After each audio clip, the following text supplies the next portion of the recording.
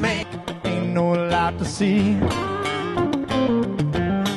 those plans I made for myself, I got nobody else to lean on.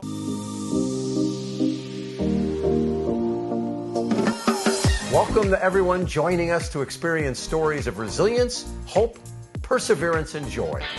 Move over to a sport chair, basketball wheelchair. Category of Best Video are... We love you guys.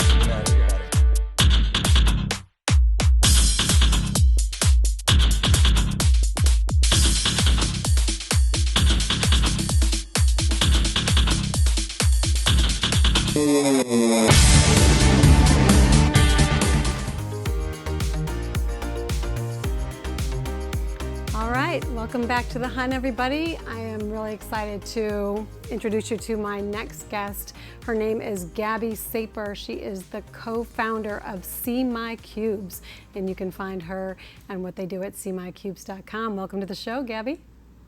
Hi, thank you so much for having me.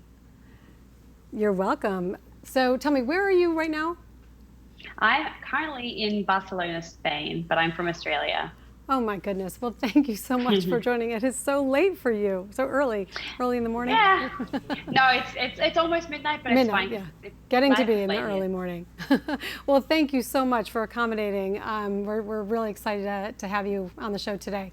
So there's so much to talk to you about. We're kind of talking this whole show about entrepreneurship and how to get into that world. So, but let's just kick it off with, let's tell the audience about CMY Cubes and what exactly are they?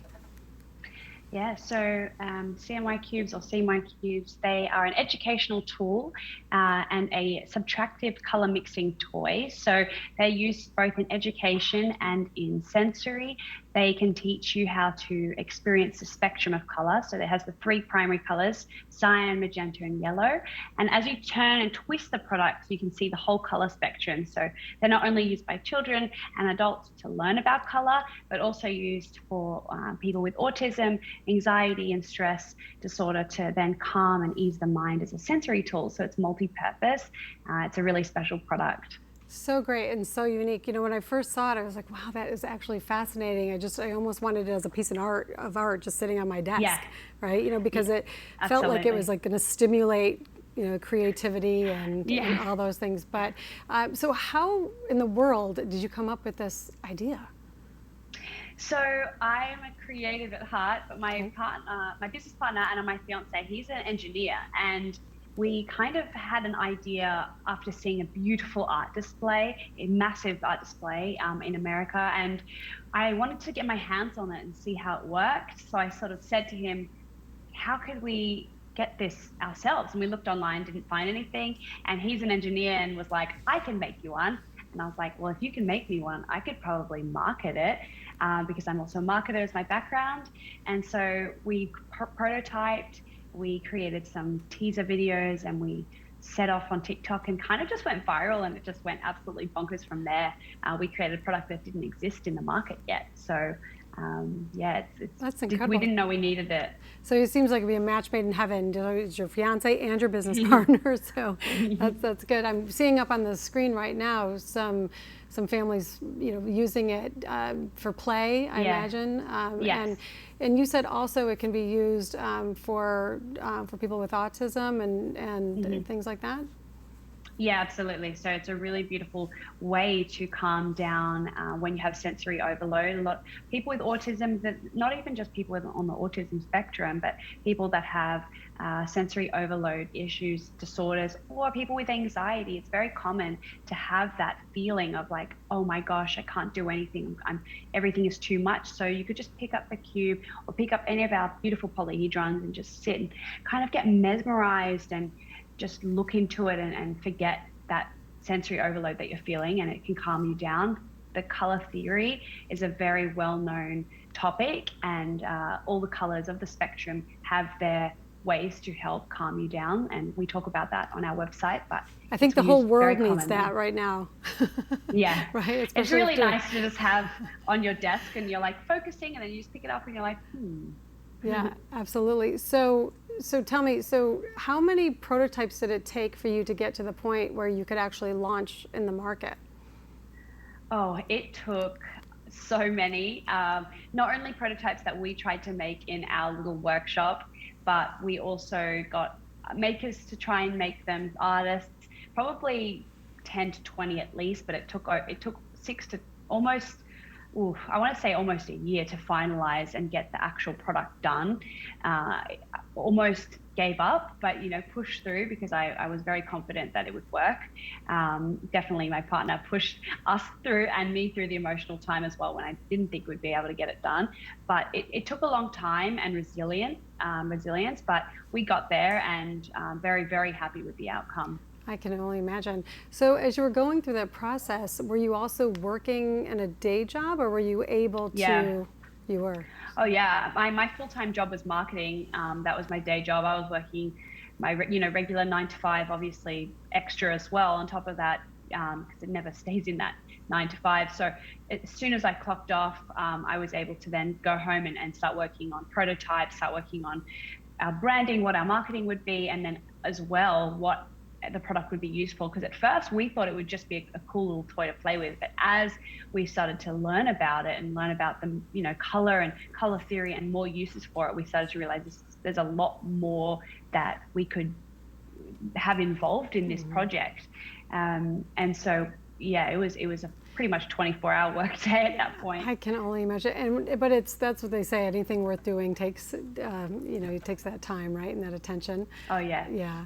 And so as you were going through your process and you were learning about all the benefits of it, were you connecting with just educators and different experts, if you will, to really understand the impact that this seemingly toy could really have a bigger purpose? Yeah, well, we were getting feedback at first from general people, like friends and family. What do you think of it? What would you use it for? Then we were hearing from our pre-order customers, and that kind of prompted us to then start reaching out to experts. We had one mother email us saying that she was going to buy it for her son with autism, and it made me realize I would like to start speaking to experts in that field. And so now we work very closely with, and we have been working very closely with some experts in autism. We're working with some psychologists for anxiety and stress, and we are constantly writing blogs with them and finding out more information on how we can improve our products and help our customers understand these products when they come to us with sort of sticky questions that isn't my background, but is very important to them, and of course something we really want to focus on. Gosh, that's really incredible. I mean, because when you started out, you didn't have that in mind, right? So you were learning as you go.